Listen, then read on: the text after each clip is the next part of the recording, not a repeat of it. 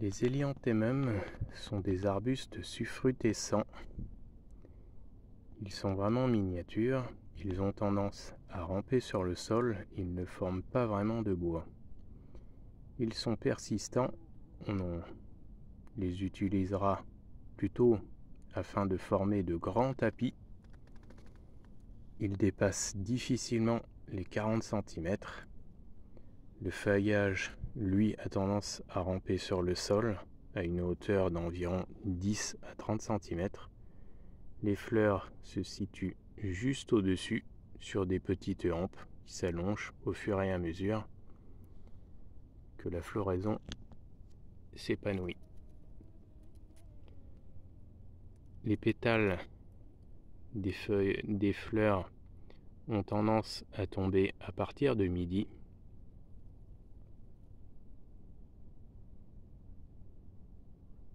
Et en fin d'après-midi, elles ne tiennent plus du tout.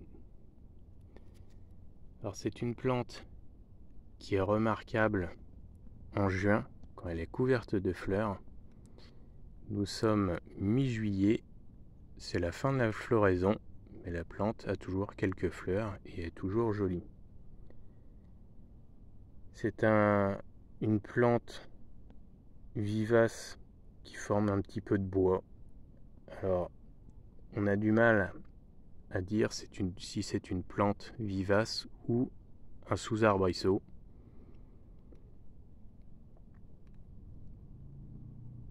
C'est une plante très facile à vivre qui ne demande pas vraiment d'entretien puisque elle fleurit longtemps, environ 2 mois, en juin et juillet. Ensuite, la plante commence à fatiguer un peu. On lui mettra un petit coup de ciseau histoire d'enlever les tiges qui ont porté les fleurs, histoire de lui mettre un petit coup de propre. Elle peut éventuellement se ressemer, mais elle n'est absolument pas envahissante. Les semis sont plutôt rares, ils ne sont pas forcément fidèles.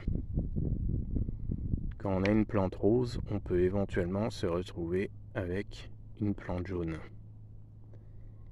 Au niveau des dimensions, c'est très variable, mais une plante adulte peut couvrir facilement 1 mètre carré quand elle se plaît bien.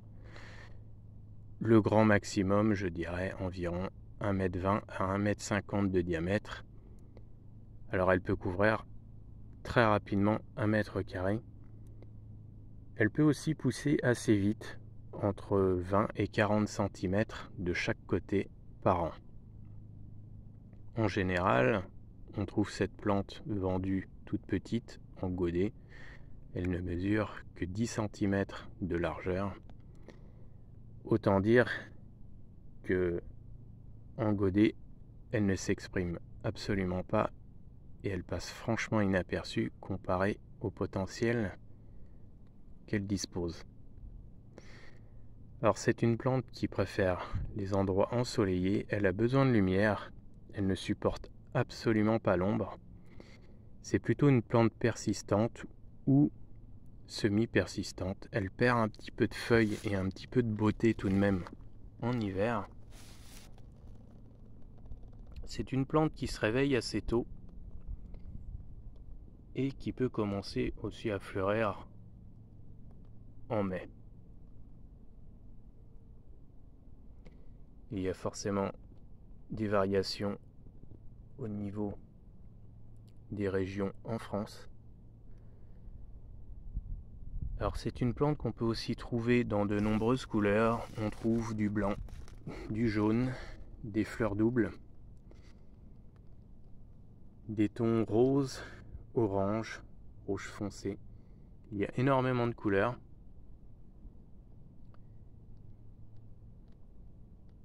Et ce ne sont pas des plantes trop exigeantes, à part qu'elles demandent du soleil. En général, après, elles se débrouillent un petit peu. Elles ont tendance à étouffer un petit peu les herbes. Il faut juste désherber un petit peu autour.